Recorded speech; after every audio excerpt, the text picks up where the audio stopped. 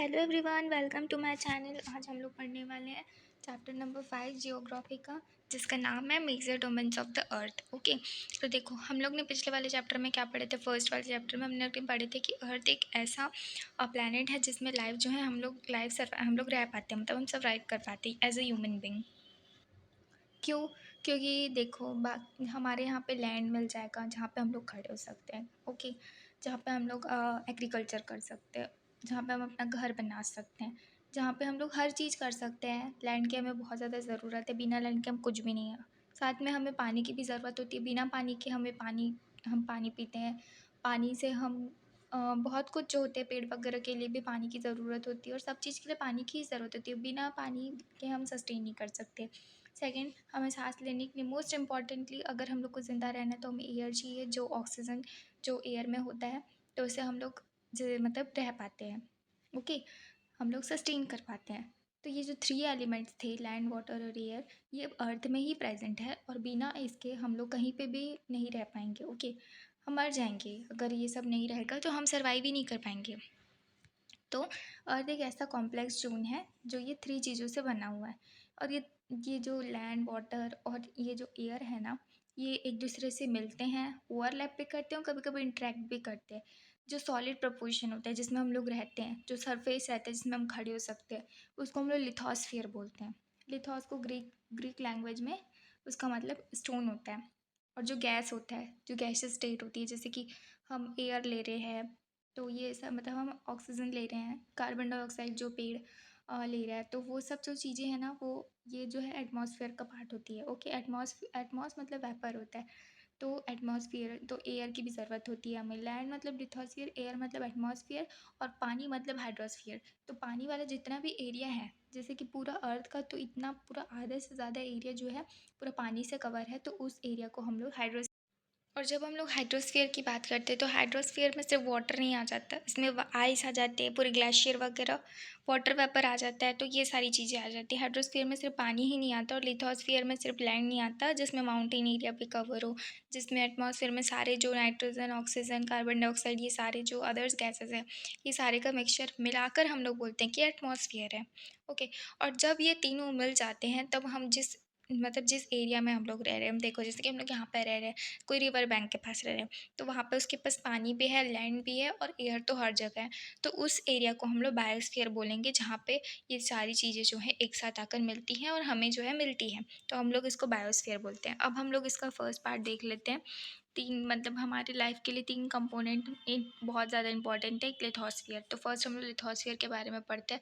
जो सॉलिड्स होते हैं, जो सरफेस होता है जिसमें हम खड़े हो सकते हैं, जिसमें हम कुछ भी कर सकते हैं, कुछ भी इन द सेंस एग्रीकल्चर वगैरह कर सकते हैं, या फिर घर बना सकते हैं, या तो हम वहाँ पे कुछ भी कर सकते हैं। तो उस एरिया जो सॉलिड प्रपोर्शन होता है जिसमें हम जाके खड़े होते हैं अर्थ में, वहाँ पे उसको बोलते हैं लिथोस्फियर। लिथोस्फियर में जनरली जो है रॉक्स वगैरह मिलते हैं, अर्थ क्रस्ट भी होता है, इसमें थिन लेयर ऑफ सॉइल होती है, अर्थ क्रस्ट के ऊपर में सॉइल का होता है थिन लेयर। तो इसे हम लोग लिथोस्फियर के पार्ट्स में आ जाता है। इसमें बहुत सारे न्यूट्रिएंट एलिमेंट भी होते हैं, और कुछ कुछ और जो ऑर्गेनिज्म भी यहाँ पे होते हैं जो सस्टेन कर रहे होते हैं।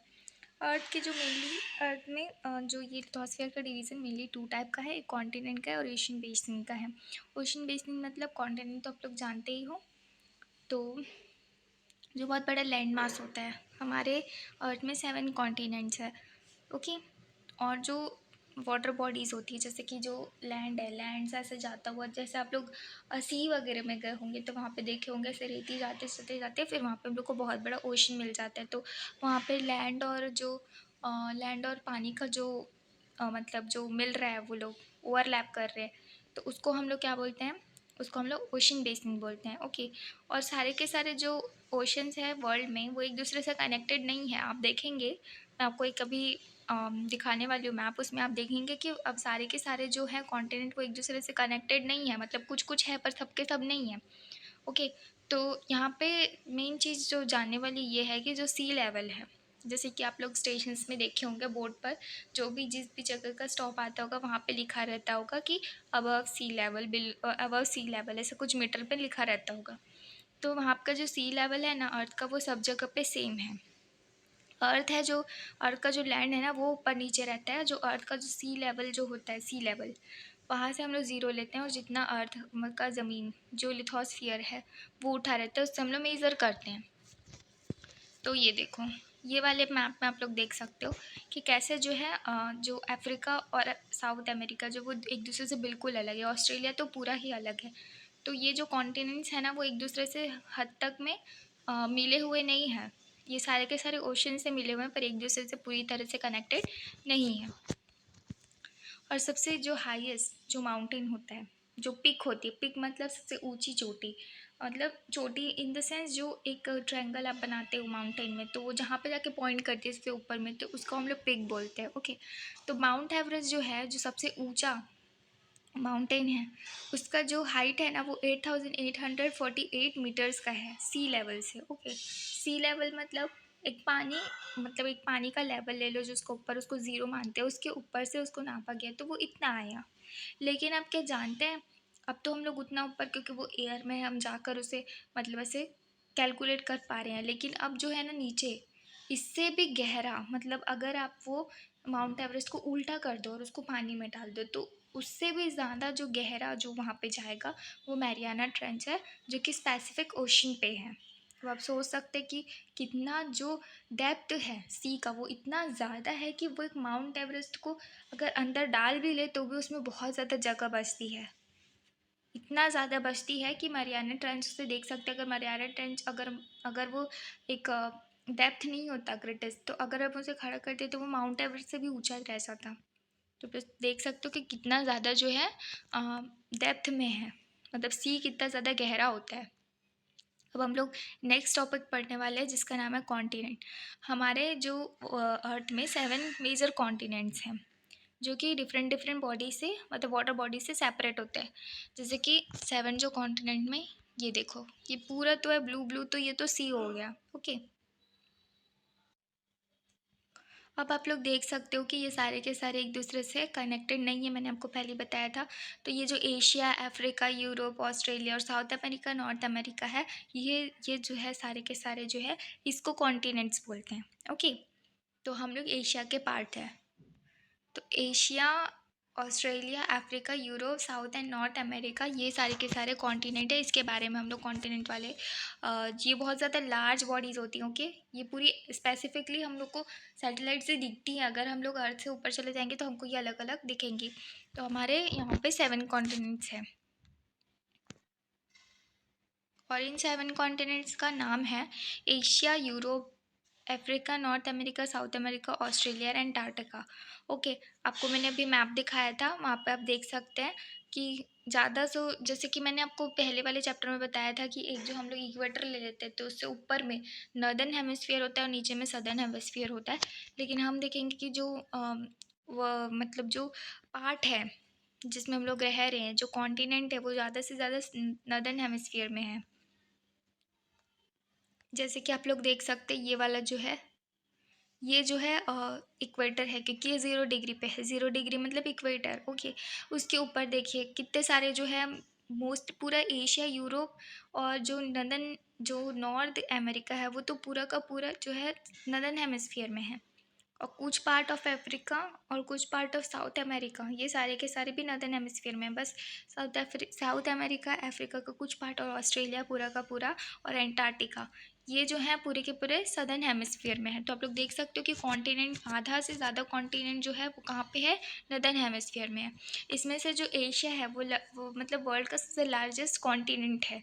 आप लोग देख सकते हैं कि ये जो है ना पूरा जो, अगर एक अर्थ है उसका total third part, third fourth of area जो है लैंड एरिया, वो अर्थ कवर करता है, एशिया का, एशिया कवर करता है अर्थ का। ओके, ये जो है अर्थ कॉन्टिनेंट जो लाई करता है वो ईस्टर्न हेमिस्फीयर में लाई करता है। इससे टॉपिक ऑफ कैंसर भी पास होती है, और उसके ऊपर जो हम लोग ने देखे थे आर्टिक सर्कल, ये भी पास होती है। सॉरी, मुझे यहाँ पे थोड़ा सा मिस्टेक हो गई, आई एम सो सॉरी। जैसे कि एशिया जो है ना, अगर मैं 4 टुकड़ा कर रही हूँ अर्थ का इक्वल पार्ट में, तो 1/3 जो एरिया है, जो पूरा एक जो, अगर वो 4th में से एक पार्ट हटा देंगे तो वो जो है पूरा का पूरा जो वो एक पार्ट है वो एशिया कवर करता है। ये जो है लैंड मास इतना बड़ा है इसका कि ये जो ट्रॉपिक ऑफ कैंसर और जो पूरा आर्टिक सर्कल तो नहीं लेकिन ट्रॉपिक ऑफ कैंसर जो है पूरा कवर करती है।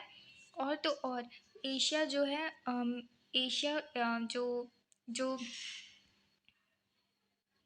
यूरल माउंटेन है जो वेस्ट यूरोप में पड़ती है। मतलब एक जो ऐसा पूरा माउंटेन है वो पूरा माउंटेन से वो सेपरेट होता है एशिया। पूरे बहुत सारे माउंटेन को अगर आप एक बॉर्डर पे खड़े कर दो, बॉर्डर का काम करते हैं वो लोग, तो यूरल माउंटेन जो है एशिया और यूरोप को अलग अलग करता है। और इसको ही ये जो एशिया और यूरोप के पास वाले जो जितना भी लैंड मास है उसको हम लोग यूरेशिया बोलते हैं कि यूरेशिया बनता है। मैं आपको एक बार दिखा देती हूँ, ये देखो, ये एशिया और ये जो यूरल माउंटेन है ये जो है काम सेपरेट, ये जो सेपरेट करने का काम करता है यूरोप और एशिया को। ओके, सेकेंड हम लोग देखते हैं अफ्रीका के बारे में। अफ्रीका क्या है, जो यहाँ पे जो इक्वेटर है, इक्वेटर का जो सेकेंड जो जा रहा है, मतलब यहाँ से ट्रॉपिक ऑफ कैप्रिकॉन आ जाता है। और यहाँ पे एक ट्रॉपिक ऑफ कैप्रिकॉन के बाद जो ट्रॉपिक ऑफ कैंसर, ये दोनों एरिया जो है अफ्रीका में लाइज करती है। इसमें जो है अफ्रीका में सबसे लॉन्गेस्ट जो रिवर है नाइल रिवर, जो कि सबसे लॉन्गेस्ट रिवर है, वो यहीं अफ्रीका से ही फ्लो करती है। और अफ्रीका जो है पूरी तरफ से, आप देख सकते हो पूरी तरफ से ये जो है ओशन से घिरा हुआ है। अब नेक्स्ट हम लोग पढ़ लेते हैं यूरोप के बारे में। यूरोप क्या है, यूरोप एक आर्टिक सर्कल है, वहाँ से पास होती है ये यूरोप। ओके, और इसकी जो 3 साइड है, जैसे एक साइड तो एशिया का है जो यूरल माउंटेन से जुड़ा हुआ है, तो ये लैंड हो गया। लेकिन बाकी के जो 3 साइड है वो पूरे के पूरे वाटर बॉडी से कवर है। अब साउथ अमेरिका के बारे में देख लो। साउथ अमेरिका जो है, जो वर्ल्ड का सबसे लॉन्गेस्ट, मतलब बहुत सारे माउंटेन जो है, ओके, तो बहुत सारे माउंटेन जो रेंज है वो जो है साउथ अमेरिका में लाइज करती है। इसका लेंथ जो है नॉर्थ से साउथ में है। और ये वर्ल्ड का जो सबसे लार्जेस्ट जो रिवर है, लार्जेस्ट और लॉन्गेस्ट में बहुत बड़ा डिफरेंट है। लार्जेस्ट मतलब जो बहुत बड़ा एरिया होगा, और लॉन्गेस्ट मतलब जिसकी लेंथ बहुत बड़ी होगी। तो बहुत बड़ा जो लार्जेस्ट रिवर है अमेजोन रिवर, वो यहीं पे लाई करता है। और अब हम लोग देख लेते हैं नॉर्थ अमेरिका के बारे में। तो नॉर्थ अमेरिका क्या है, ये जो है ना साउथ अमेरिका से थोड़ा सा एक नैरो स्ट्रिप से, ये देख सकते हो, ये यहाँ से जो है ये दोनों एक दूसरे से थोड़ा नैरो स्ट्रिप से जुड़े हुए हैं। इस और इसको, ये जो नैरो स्ट्रिप गई है ना, उसको हम लोग इस्थमस ऑफ पनामा बोलते हैं। ओके, तो इस तरीके से ये जो नैरो स्ट्रिप का है इसका नाम दे दिया गया है। इसको हम लोग ना स्ट्रेट भी बोलते हैं। जैसे कि स्ट्रेट क्या होता है, स्ट्रेट ये होता है कि जो नैरो पैसेज जाता है, जैसे कि अगर पानी है जो दो लैंड को अगर कनेक्ट कर रही है, जैसे कि यहाँ पे साउथ अमेरिका और नॉर्थ अमेरिका को देख रहे हो, वहाँ पे जो नैरो पैसेज गया हुआ है, तो उसको हम लोग स्ट्रेट भी बोलते हैं। ओके, अब ऑस्ट्रेलिया को देख लो, ऑस्ट्रेलिया पूरा का पूरा जो है सदर्न हेमिस्फीयर में लाई करता है, और ये एक आइलैंड कॉन्टिनेंट है। ओके, अब हम लोग एंटार्क्टिका के बारे में देख लेते हैं। एंटार्क्टिका में क्या है, यहाँ पे ना कोई भी नहीं रहता है। यहाँ पे इतनी ज़्यादा ठंडी पड़ती है कि यहाँ पे रह पाना बहुत ही ज़्यादा मुश्किल है। अगर कोई भी रहेगा तो वो तो मर ही जाएगा। लेकिन फिर भी जब गर्मी का सीज़न आता है, जब यहाँ पे थोड़ी बहुत भी धूप पड़ती है, तब वहाँ पे जो है लोग जाते हैं रिसर्च करने के लिए। यहाँ पे कोई नहीं रहता है, बट यहाँ पे कुछ कुछ रिसर्च सेंटर है। हर एक जो कंट्री है अपना अपना रिसर्च सेंटर, तो इंडिया का भी यहाँ पे रिसर्च स्टेशन है जिसका नाम मैत्री और दक्षिण गंगोत्री है। ये यहाँ पे ये दोनों जो है आप लोग याद कर लोगे, मतलब दिमाग में बैठा लोगे कि मैत्री और दक्षिण गंगोत्री यहाँ पे इंडिया की 2 रिसर्च सेंटर यहाँ पे है। देखो, जो स्मिथ्स होता है ना, जो स्मिथ्स होता है वो क्या होता है कि दो लैंड मास, जो कि दो लैंड एकदम नैरो, एकदम जैसे कि नॉर्थ अमेरिका साउथ अमेरिका, तो ये दोनों जो है एक दूसरे से बहुत ही नैरो स्ट्रिप से जुड़े हुए हैं, लेकिन लैंड है वो लोग, तो उसको स्मिथ्स बोलते हैं। और स्ट्रेट किसको बोलते हैं, जैसे कि श्रीलंका और इंडिया का देख लो, इसमें छोटा सा एक पतला सा जो है एक जो पैसेज गया है, वाटर का ही गया है, लेकिन वो ओके वाटर का गया है, तो उसको हम लोग स्ट्रेट बोलते हैं। अगर लैंड का जाता है तो हम लोग इसको स्मिथ्स बोलते हैं। ओके, अब नेक्स्ट जो कंपोनेंट है वो है हाइड्रोस्फीयर। हाइड्रोस्फीयर मतलब पानी होता है। ओके, हमारा अर्थ अगर आप लोगों ने अर्थ का जो मॉडल देखा होगा उसमें आप लोगों ने क्या देखा होगा कि आधे से ज़्यादा जो हम लोग को ब्लू ब्लू दिखता है। ब्लू क्यों दिखता है? क्योंकि बहुत सारा पानी है। क्योंकि 71% जो है अर्थ का वो सिर्फ और सिर्फ पानी से कवर है और सिर्फ 29% जो है लैंड से कवर है, इसलिए इसको ब्लू प्लैनेट बोलते हैं, क्योंकि इसका मेजर पार्ट जो है पानी से कवर है। ओके, हाइड्रोस्फीयर बहुत सारे फॉर्म ऑफ वाटर को कंसिस्ट करता है, ना कि सिर्फ पानी को। जो रनिंग पानी है, जो आप लोग रिवर वाटरफॉल में देखते हो वो भी, साथ साथ में जो लेक्स होते हैं, जो रिवर्स होते हैं, जो आइस और मतलब जो ग्लेशियर्स वगैरह होते हैं, जो पानी जो अंदर में होते हैं, जो अंडरग्राउंड जो वाटर होते हैं, वो जो कि वाटर वेपर जो होता है एटमॉस्फेयर में, ये सारे के सारे जो हाइड्रोस्फीयर के अंदर में आते हैं। ओके, इसलिए हम लोग इसको पानी नहीं बोलेंगे, वाटर नहीं बोलेंगे, इसको हम लोग हाइड्रोस्फीयर बोलेंगे। जो 97% है अर्थ में, वो पूरा का पूरा जो है उसमें सारे का सारा पानी ही मिलेगा आपको। ओके, क्यों? और इतना सारा पानी मिलने के बाद भी जो है हम लोग बोलते हैं कि हम लोग को पानी को बचाना चाहिए। क्यों बोलना चाहिए, क्यों बोलते हैं ऐसा? क्योंकि 97% जो आप लोग यहाँ पे ये जो ब्लू कलर का जो स्ट्रक्चर दिया हुआ है वहाँ पे आप लोग देख सकते हो कि पूरा का पूरा 97 जो है पानी है। तो हम लोग क्यों ऐसा बोलते हैं? क्योंकि 97 जो पानी है, वो 97% जो पानी है वो पूरा का पूरा जो है ओशन है। ओशन आप लोग गए होंगे कभी तो देखे होंगे, उसका पानी जो है खारा होता है। क्यों? क्योंकि वो सॉल्टी होते हैं। क्यों? क्योंकि वो हम यूज़ नहीं कर सकते, हम हमेशा नमक का पानी नहीं पी सकते ना, तो हम लोग जो है यूज़ नहीं कर सकते सॉल्टी पानी। तो 97% ऑफ पानी तो पूरा यूज़लेस ही है ह्यूमन के लिए, साथ साथ में एनिमल्स के लिए भी। और जो लार्ज प्रोपोर्शन है पानी का, वो सारा का सारा अब हम लोग ने देख लिया। जो आधा से ज़्यादा तो ओशन में है, लेकिन आधा से ज़्यादा और किस में है? जो आइस वगैरह होते हैं, जो ग्लेशियर वगैरह होते हैं, या तो ज़मीन के अंदर होते हैं, ये सारे के सारे जो हैं पानी जो है 97% ऑफ पानी कवर करते हैं। हम लोग के लिए तो बचा कितना? 2.8% बचा, जो कि ग्राउंड वाटर में है, और जो आइस शीट्स हैं, जो ग्लेशियर वगैरह हैं, उसके फेस में हम लोग को मिलता है। और इसमें से भी जो फ्रेश पानी जो हम लोग पी सकते हैं, जो हम लोग यूज़ कर सकते हैं, वो सिर्फ 0.03% है।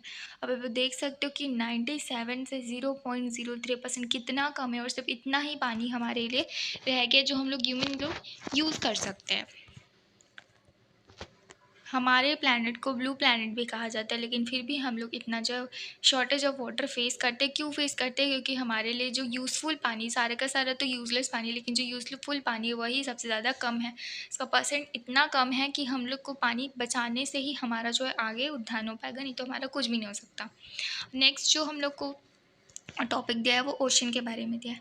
ओशन जो है हाइड्रोस्फीयर का मेजर पार्ट जो है कवर करता है, और ये सारे के सारे इंटरकनेक्टेड है। कोई भी ऐसा अलग से नहीं कि ओशन ये वाला अलग है वो वाला अलग है अलग नाम वाइज में, नेम वाइज सब अलग अलग है, लेकिन सारे के सारे एक दूसरे से जुड़े हुए हैं। और ये जो ओशन वाटर होते हैं ना, वो मूव करते हैं। आप लोग देखे होंगे कि सब वेव के फॉर्म में रहते हैं, टाइड्स आ जाते हैं, कभी कभी इसमें करंट्स आ जाते हैं।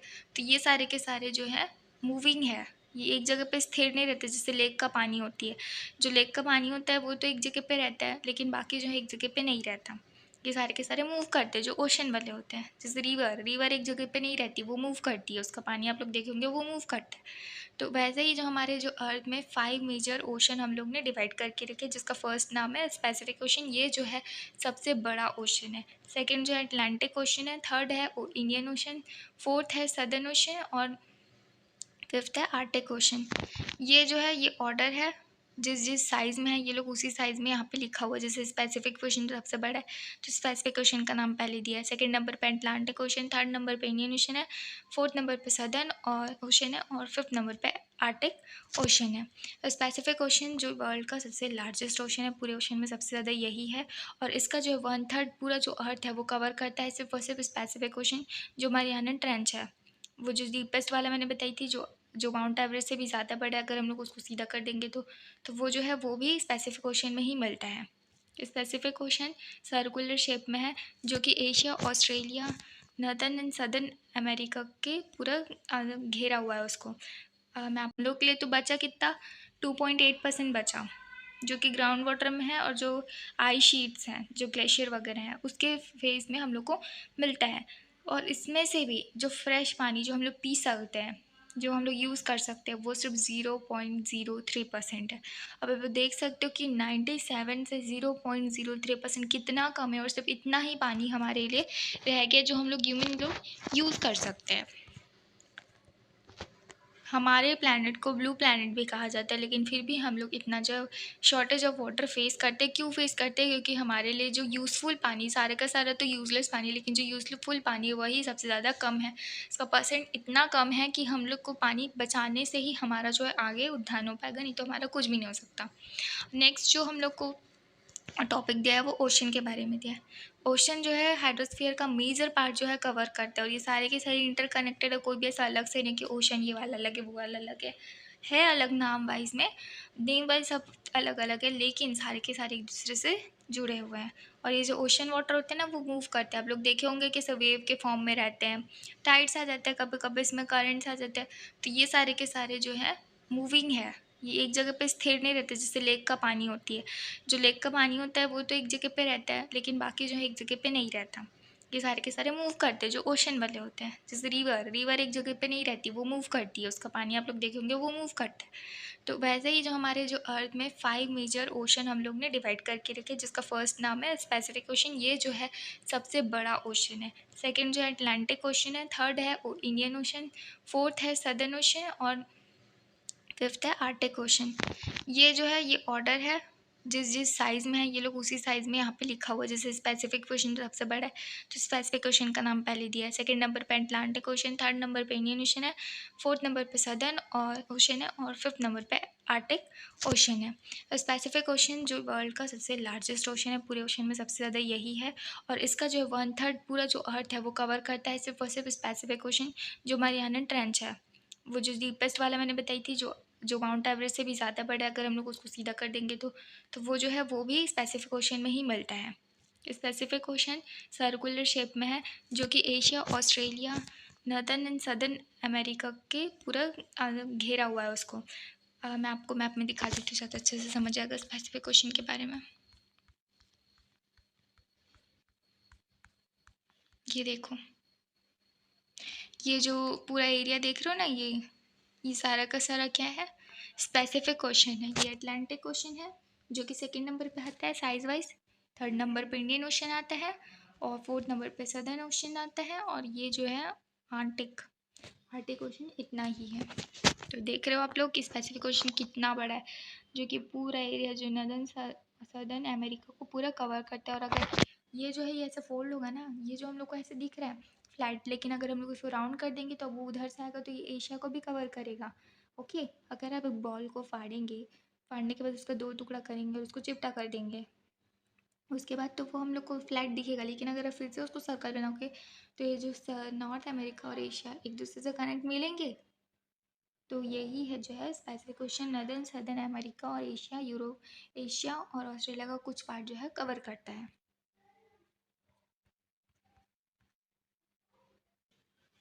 अगर हम लोग सेकेंड लार्जेस्ट जो ओशन को देखेंगे तो वो है अटलांटिक ओशन। ओके, अगर आप लोग अटलांटिक ओशन यहाँ पे देख रहे हो तो देखो ये थोड़ा सा एस साइज़ में है, जो कि यूरोप का एरिया, नदर्न नदर्न और सदर्न हेमस्फेयर सॉरी नदर्न और सदर्न अमेरिका को भी कवर कर रहा है, साथ में अफ्रीका को भी कवर कर रहा है।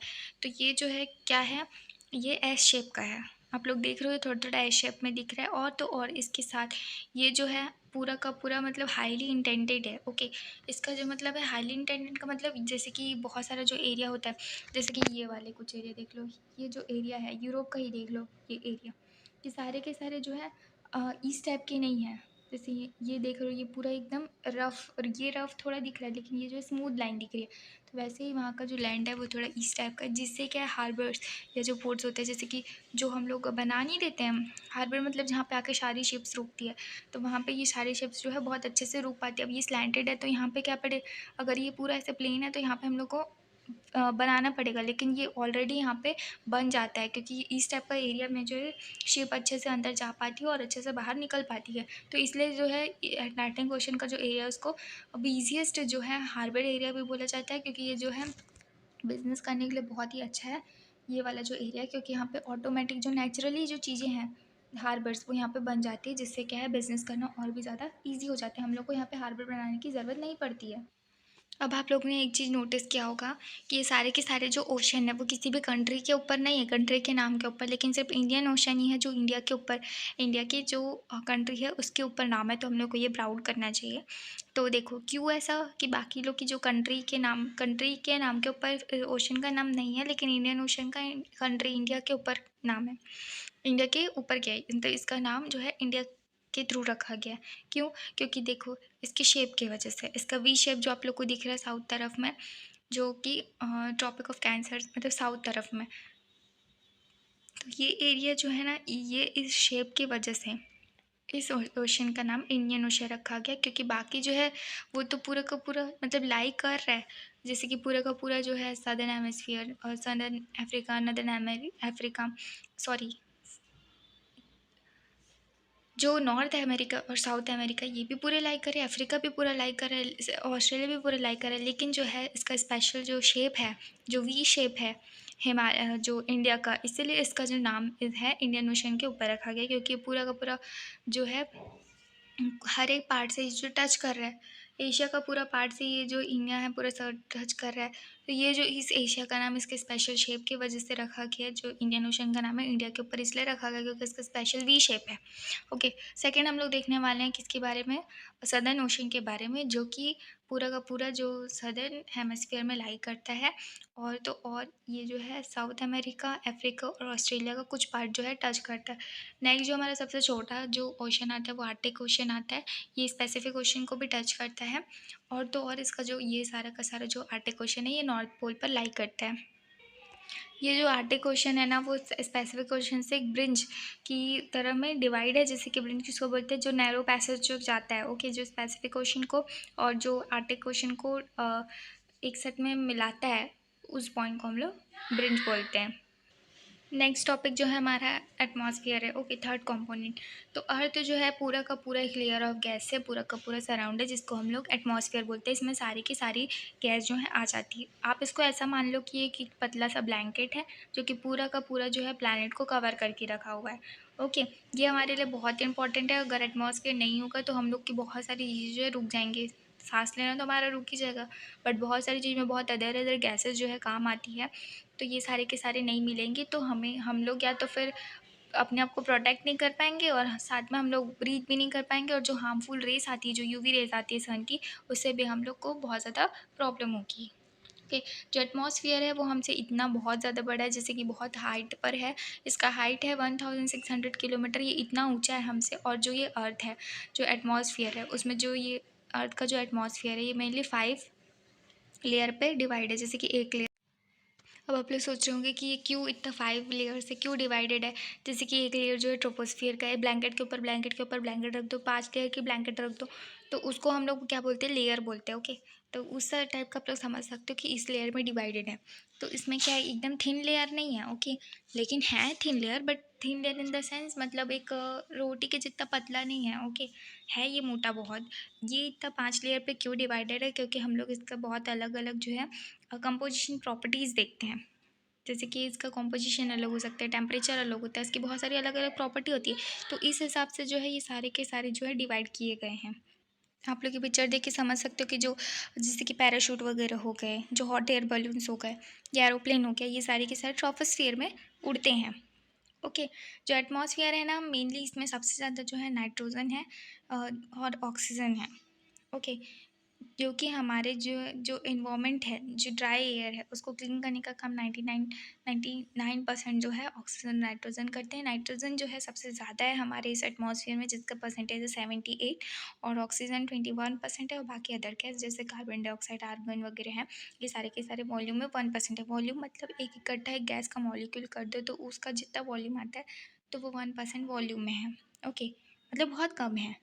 ऑक्सीजन जिसको हम लोग ब्रीथ करते हैं, जैसे हमारी लाइफ चलती है, नाइट्रोजन हमें जो है बहुत सारे जो ऑर्गेनिज्म हैं उनको मतलब ग्रो करने में काम आता है। कार्बन डाइऑक्साइड जो कि हमें हर एक मिनट अमाउंट में चाहिए होता है, हर पर मिनट अमाउंट में चाहिए होता है, तो ये बहुत ज़्यादा इंपॉर्टेंट होता है। जो हीट की जो रेडिएशन जो अर्थ पे आती है उसको ये अब्जॉर्व करने का काम करता है, और तो और ये जो है प्लानट को थोड़ा वार्म रखने में भी मदद करता है, और बहुत सारे जो प्लांट्स है उसके ग्रोथ में भी बहुत ज़्यादा इंपॉर्टेंट होता है, एसेंशियल होता है। ओके, और जो डेंसिटी है एटमॉस्फेयर की, डेंसिटी मतलब जैसे कि आपके घर के एरिया में, सपोज मैं डेंसिटी बता देती हूँ।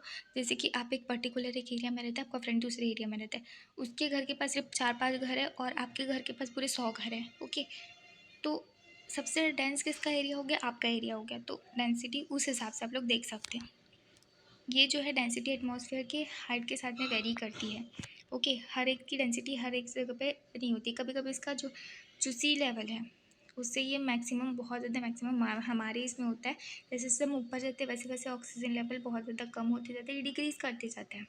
ओके, जैसे कि आप लोग ने कभी कभी सुना होगा कि जो क्लाइंबर है वो लोग को ब्रीदिंग में प्रॉब्लम होती है। जैसे वो लोग जैसे माउंट एवरेस्ट वगैरह चढ़ रहे हैं तो उन लोग को जो सांस लेने में ऊपर जाते थे तो उनको प्रॉब्लम होती है।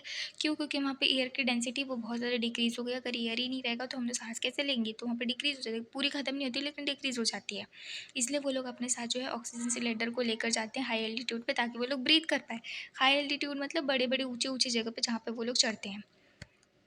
और टेम्परेचर, जैसे जैसे आप ऊपर जाओगे आपको जो है टेम्परेचर डिक्रीज़ करते जाएगा। मतलब आप ऊपर ऊपर पहाड़ों में जाओगे तो वहाँ पे आपको थोड़ा सा ठंडा महसूस होगा। जबकि एटमॉस्फेयर जो है, जो अर्थ का जो एग्जिस्ट करता है वो बहुत ही ज़्यादा प्रेशर होता है उसमें। ओके, जो ऊपर में जो होता है वो बहुत ही ज़्यादा प्रेशर होता है उसका। और ये अलग अलग जो रीज़न है, जो अलग अलग जो प्लेस है वहाँ पे ये डिफ़र करता है।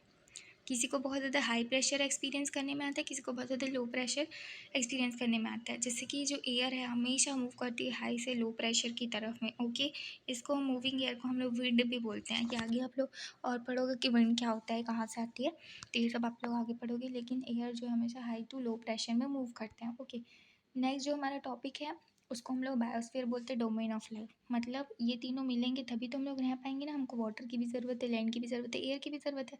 तो ये सारे के सारे जहाँ एक दूसरे के कांटेक्ट में आते हैं उसको बोलते हैं बायोस्फीयर। और ये बायोस्फीयर हमारी लाइफ का सबसे एसेंशियल पार्ट है, इसके बिना हम लोग नहीं रह सकते। इसलिए जो हमारा जो प्लानट है वो सबसे ज़्यादा यूनिक है, क्योंकि इसमें ये सारी चीज़ें जो है एग्जिस्ट करती हैं। लिथोस्फीयर, यहाँ पे आप लोग देख सकते हो एटमॉस्फेयर, और ये हाइड्रोस्फीयर। ओके,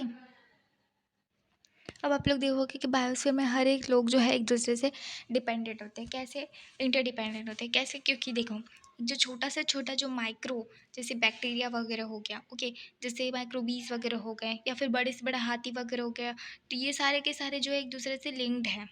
ओके, हम ह्यूमन भी एक दूसरे से लिंक्ड है। तो इसमें हम लोग बायोस्फीयर का सर्वाइवल कैसा होता है? एक दूसरे से इंटरकनेक्शन के थ्रू होता है। जैसे कि जो ऑर्गेनिज्म जैसे बायोस्फीयर है, ये मेनली किस में डिवाइड है? प्लांट किंगडम और एनिमल किंगडम में। ओके, इसका जैसे कि एग्जांपल ले लो कि ये दोनों ये सारे के सारे एक दूसरे से कैसे कनेक्टेड है। जैसे कि आप पेड़ों को काटते हो, पेड़ों को क्यों काटते हो? क्योंकि आपको कभी कभी वुड चाहिए होता है। ओके, अगर आपको घर वगैरह बनाना है तो उसके लिए चाहिए होता है। आपको कुछ चीज़ें का काम आती है तो उसमें आपको वुड, जैसे फर्नीचर वगैरह के वुड का ज़रूरत होता है। अगर हम लोग को कुछ चीज़ जैसे कि सॉइल वगैरह का ज़रूरत होता है, हमें कभी कभी कोई एनिमल्स की ज़रूरत होती है। अर्थक्वेक आ जाता है तो बहुत सारे नेचुरल क्लाइमेटिक चेंज आ जाते हैं। जैसे अंडमान और निकोबार अभी सुनामी आया था, तो ये सारे के सारे क्या है, अंडर वाटर सबमर्ज हो गए थे। वेस्ट मटेरियल जो है पूरा का पूरा किस में आ गया था? सुनामी आया तो लेक और रिवर में आ गया था, जो कि अब ह्यूमन यूज़ नहीं कर सकते। तो इससे क्या है, इन लोग की लाइफ को डैमेज हो गया था।